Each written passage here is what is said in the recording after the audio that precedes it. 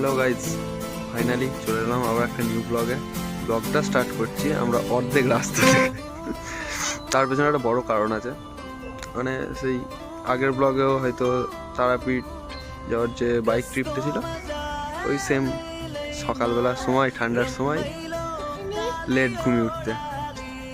তুমি কিছু বলতে চাও? এই ছোটা 5বার ফোন করেছে, আমি শুনতে পাইনি। বলতে হয় না, খুব ঠান্ডা করছে, আপনাকে যেতে চাই এখান থেকে। চলো তাহলে যাওয়া যাক এবার প্রীতমের বাড়ি।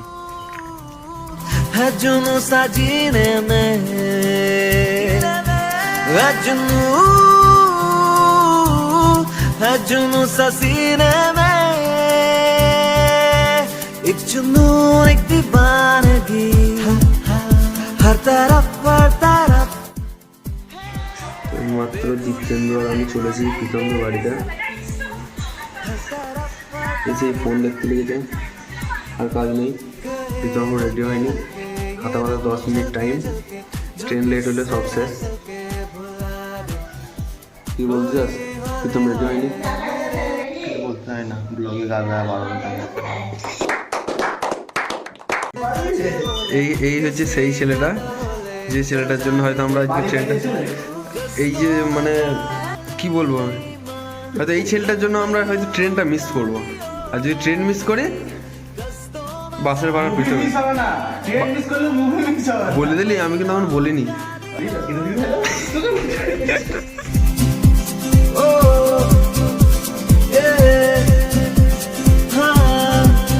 ना मैं समझा ना मैं जाना जो भी तुमने मुझसे कहा है सेन्योरिटा, मगर फिर भी ना जाने क्यों मुझे सुन के अच्छा लगा है सेन्योरिटा।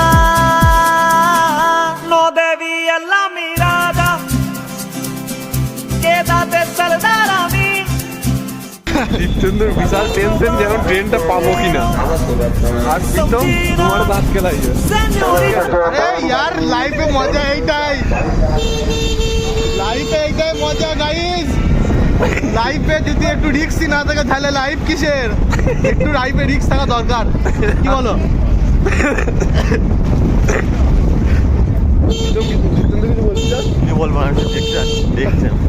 আমাদের ট্রেন ছেড়ে দিল এই মাত্র, আমরা শুনতে পাচ্ছি স্টেশনের পাশেই আমাদের ট্রেন ছেড়ে দিয়েছে। আর কিছু এই মারা বাজারে মারা কিছু। এবার একটাই রাস্তা, বাস, যেটা যে বাসের ভাড়াটা হয়তো প্রীতম দেবে নাকি? দীপচন্দ্র ঠিক বললাম না? শ্বশুরের বাসে যাবো বিনা পয়সা। ওই যে ব্যাগটা হয়তো তোমরা দেখতে পাবে, ওইখান দিয়ে আমরা ট্রেন বেরিয়ে যাচ্ছে। আর এখানে আমরা এই যে এই ছেলেটার জন্য আমরা গ্যারেজে দাঁড়িয়ে এখন চুল ঠিক করতে ব্যস্ত। হয়ে গেল শেষ, এবার বাড়ি যাবে বলছে দীপচন্দ্র।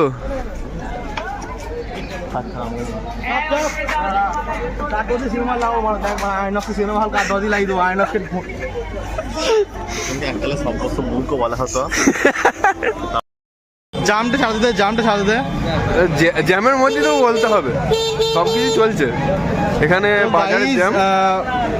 বাজারে জ্যাম লেগেছে খুব ভালো মতো। তো গাইজ আমাদের এরকমই ফানি কন্টেন্ট হয়, তোমরা আগের ভিডিও দেখেছো আমাদের এরকমই ভিডিওর মধ্যে হাসি আর কি মজা সব কিছুই চলে। হাসি পাচ্ছে না পেছনে দীপচন্দ্র তো পুরো একবারে অন দ্য টপ, মানে অন দ্য ফায়ার। আর সামনে প্রীতম, মানে কি বলবো, বি ফাইন, কোনো ব্যাপার না, ও হতেই পারে। ধরে নিবি, মানে মাঝখানে আমি হচ্ছে কি বলবো, সামনেটা পুরো বরফ জমে যাচ্ছে আর পেছনটা পুরো জ্বলে যাচ্ছে। বিষয়টা হচ্ছে সামনে বরফ পেছনে আগুন। ডাক্তার কথা দিয়েছিল সিজার ডেলিভারি হয়ে গেছে নর্মাল। বিষয়টা ঠিক সেরকম হয়ে গেছে, এখন কিছু করার নেই।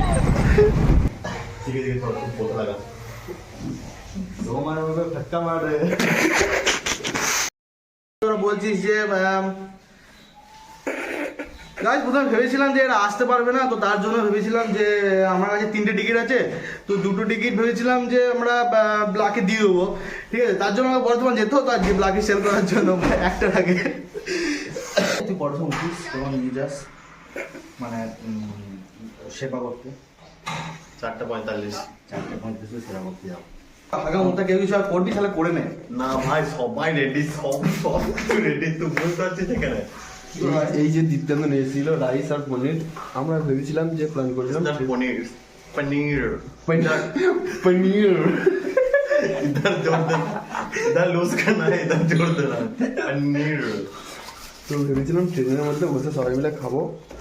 এই ছেলেটা কই আমাকে ঠিক করে যাচ্ছে না, এই যে जा जाके ये नहीं है, खाना नहीं आएगा। এই তুই আই সকালবেলা এটা খাবি, এটা ট্রেনেই খাবো, कौन ट्रेन है भाई? फोन तो वाले आज वो ट्रेन है। বাসে খাবো। গাইস এরকম ভাবে চামচ দিয়ে তুলে দিয়ে ঝাঁটা করে পেছন দিকে চলে গেল, পেছন দিকে এসে হাই দিচ্ছে মুখে।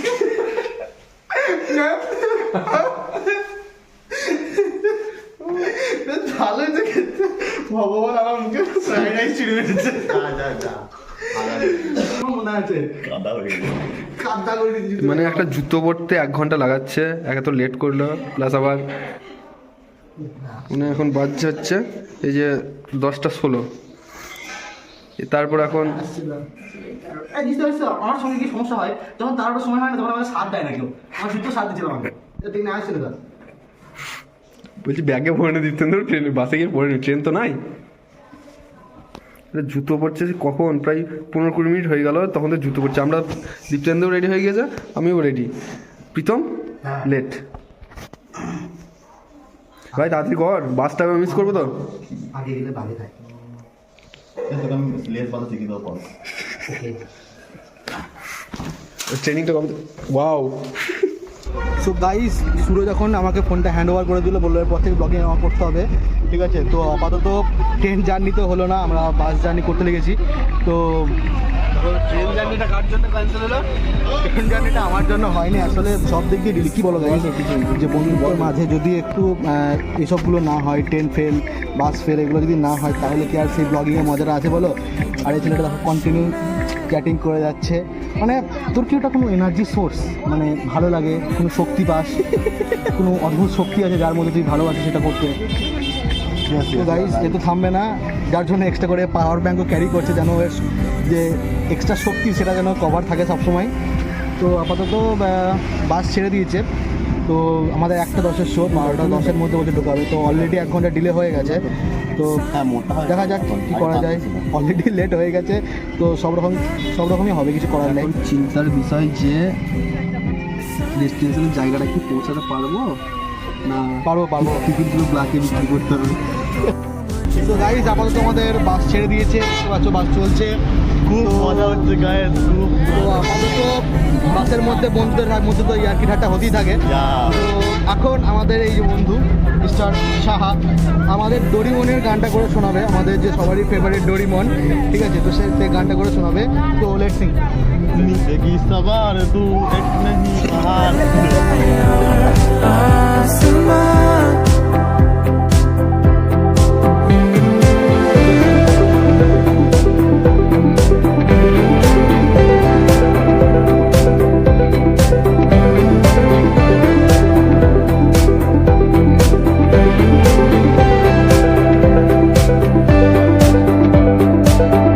कहीं दूर सपनों के जहान में मैं और तू बादलों में उड़ रहे, एक और सोया গাইস অলরেডি আমরা বাস থেকে নেমে পড়েছি, অনেক জার্নির পর আজ বাস থেকে নেমে পড়েছি। বাস থেকে নেমে অলরেডি আমরা গেটিং লেট, আমাদের 1:10 শো, বাট আমরা বেজে গেছে প্রায় 1:33 বাজছে। তো অলরেডি লেট হয়ে গেছি, তো মাঝে কোনো ব্রেক নেওয়ার আমরা অপশান পাচ্ছি না, যার জন্য আমাদেরকে একটু ফাস্ট অ্যান্ড ফাস্ট হাঁটতে হচ্ছে। এরকম হয়, আমরা যখনই যাই তখনই এরকম দেরি হয়ে যায়। চল আর লুক করলাম নেই। তো হ্যাঁ, যেখানে বলছিলাম আমরা পুরো রোদটা পুরো মুখের সামনে লাগছে ভাই, তো কষ্ট হচ্ছে, বুঝতে পারছিস না? হ্যাঁ, তোমার বিশাল কষ্ট তো, সারাদিন এসি রুমে থেকে অভ্যাস, রোদে বেরোনো তো অভ্যাস নেই। পুরো মুখে রোদ লেগেছে, একদিন পরে যায় বল। তো আমরা প্রচুর লেট হয়ে গেছি, তো আমাদের 1:10 শো, কিন্তু দেখা যাক। আরে ঠিক দিকে চললি তো, দীপ্তেন্দু গাড়ি টিকে করছে দীপ্তেন্দু, এ ভাই ঠিক আয় একটু। কি রাস্তা দিয়ে নিয়ে চললি, পুরো রোদটা মুখে এসে লাগছে। তাহলে উল্টো করে হাঁট। তো তাড়াতাড়ি এখন পা চালাতে হচ্ছে, অলরেডি শো শুরু হয়ে যাবে। এর আগেও একটা হয়েছে, আমরা যখন পুষ্পা 1 দেখতে এসেছিলাম তখনও আমাদের এরকমভাবে লেট হয়ে গেছে। তো এরকম আমাদের সময় হতেই থাকে যে আমরা কখনো ঠিকঠাক টাইমে পৌঁছাইনি, অলরেডি সবসময় 10-15 মিনিট লেট হতেই থাকে। তো তাড়াতাড়ি হাঁটছি যেন এবার আর লেট না হয়। দেখা যাক, খাওয়া দাওয়া সেরকম হয়নি, তো ভেবেছিলাম যে একটু টিফিন করবো, ব্রেক নেব, বাট সেটা তো হয়ে উঠলো না। দেখা যাক কতটা কি কন্টিনিউ করতে পারি। গাইস, আমরা এখন একটা গলির মধ্যে দিয়ে যাচ্ছি, জানি না কোন দিকে নিয়ে চললো, অলরেডি আমরা রাস্তা তো জানি না। তো যেদিকে গুগল ম্যাপ নিয়ে যাচ্ছে সেদিকে যাচ্ছি। তো দেখা যাক আলটিমেটলি কোথায় গিয়ে পৌঁছাই। এই যে দেখছে রাস্তা গলির মধ্যে দিয়ে, তো এই রাস্তাটা বলছে দেখি শর্টকাট রাস্তা, তো জানি না এটা কতটা শর্টকাট, বাট বলছে শর্টকাট। আলটিমেটলি কোথায় গিয়ে উঠবো, এই যে সামনে মহান ব্যক্তি দুজন চললো। তো সো ফাইনালি গাইস, এতক্ষণে আমরা দেখতে পাচ্ছি যে আইনক্স, ওই যে ওপরে লেখা আছে আইনক্স, তো সেই জন্য আইনক্সের সামনে এতক্ষণ আমরা পৌঁছাতে পারলাম। তো এতক্ষণ আমরা অপেক্ষা শেষ হলো, আইনক্সের সামনে আসতে পেরেছি। তো আমাদের শো শুরু হচ্ছে 1:10 থেকে, এখন 12:45 মতো বাজছে। আমরা আইনক্সের সামনে এখন আপাতত আছি। তো এই যে কি রে, ফাইনালি আইনক্সের সামনে আসতে পারলাম অনেক অপেক্ষার পর। কতক্ষণ আগে এসেছি, প্রায় 15 মিনিট আগে আমরা আইনক্স এসেছি। তো ভেতরে এন্টার করি, বেশি লেট করবো না, টাইমে আগে। তো আমরা অলরেডি মলের ভেতরে এন্টার করে গেছি। তো আপাতত সিঁড়িতে উঠছি, দেখা যাক। আই থিঙ্ক 4 তলাতে মল হবে, ফার্স্ট টাইম আমি আইনক্সে আসছি। তো দেখা যাক, সঙ্গে থাকি।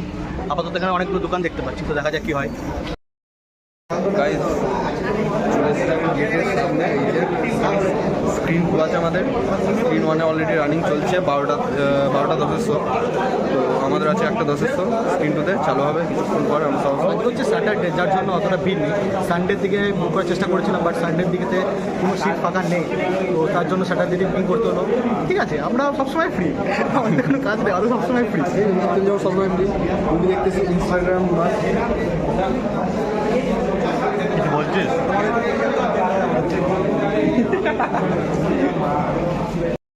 ফাইনালি গাড়ি অলরেডি 1:10 বেজে গেছে। তো আমরা ভেতরে এন্টার করছি। অলরেডি ভেতরে এন্টার করে গেছি। তো লেটস কন্টিনিউ।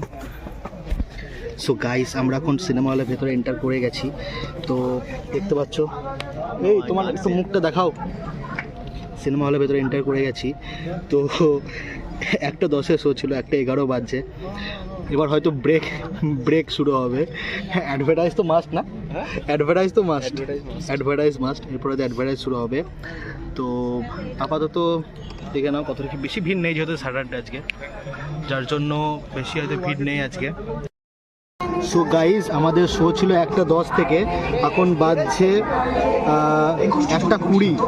তো এখনো পর্যন্ত আমরা বসেছি যে আমরা লেট করলাম, এই জানলে আমরা আরও 10 মিনিট লেট করতাম। এখনো পর্যন্ত অ্যাডভার্টাইজ দিয়ে যাচ্ছে। এ তো রীতিমতো ঘুমিয়ে পড়েছে ভাই, ঘুম আসছে তো, রীতিমতো ঘুমিয়ে পড়েছে। তো এত অ্যাড কে দেয় ভাই, এত অ্যাড কে দেয়? গাইস, ফাইনালি লাইট অফ হয়ে গেছে, মানে এতক্ষণে সিনেমা শো শুরু হবে।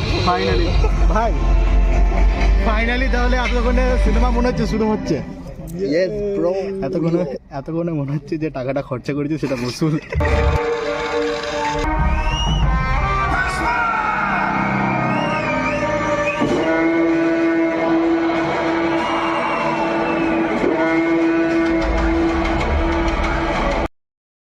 তো গাইজ, ফাইনালি আমাদের মুভি ওয়াচিং শেষ হলো। পুরো 3 ঘন্টা 15 মিনিটের মুভি ছিল। তো ভালো ছিল। আমি সবাই যে রটাচ্ছি যে পুষ্পা 2 আগে অতটা হিট করতে পারেনি, ফ্লপ খেয়ে গেছে।